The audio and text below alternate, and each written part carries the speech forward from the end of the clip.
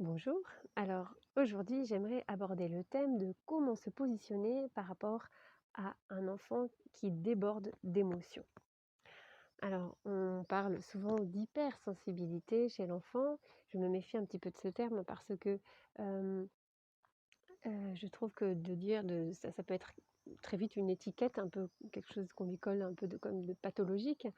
Moi, je parlerais plutôt d'un enfant qui traverse une période d'hypersensibilité et dans cette période, eh bien, il va falloir l'accompagner, parce que, effectivement, il manifeste ses émotions d'une façon peut-être plus forte que la moyenne des autres enfants et mais c'est quelque chose de tout à fait normal parce qu'en fait, la sensibilité, c'est une caractéristique de l'enfance et jusqu'à l'âge adulte, l'enfant, il va, apprendre à, accueillir ses émotions, plus ou moins bien en fonction de comment on lui apprend à le faire et ça va lui permettre de s'intégrer comme il peut, dans le monde.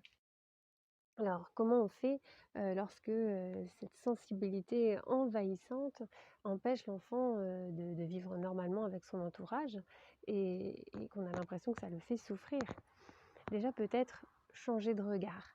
Changer de regard en se disant que, toutes ces émotions, qu'il traverse, ne sont pas un handicap, mais ce sont plutôt, des outils, et qu'il va falloir décrypter pour l'aider, pour l'accompagner et lui apprendre à décoder, comment il se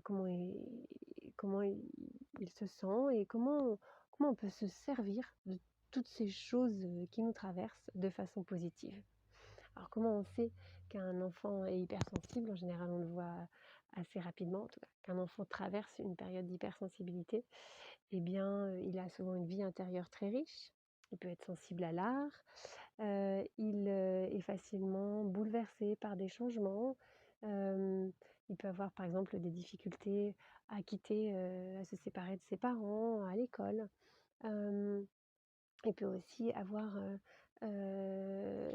être très sensible au son, à la lumière, avoir un palais très très difficile et donc avoir du mal à à supporter beaucoup d'aliments.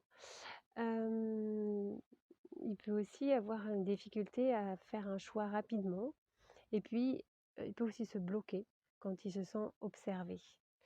Donc tout ça, ce sont des éléments qui sont très importants pour, heu, amener l'enfant, même si c'est parfois très très agaçant et qu'on ne sait pas quoi faire avec ces réactions explosives, heu, amener l'enfant à se dire: «Bon, en fait, ce que j'ai, c'est une petite antenne en moi qui est capable de capter des choses de façon très intuitive et cette petite antenne, eh bien, elle est vraiment très puissante. Simplement, il faut faire des petits réglages de temps en temps pour arriver à mieux la comprendre et à l'apaiser, savoir la mettre de côté de temps en temps et voilà, il faut que cette antenne puisse capter correctement.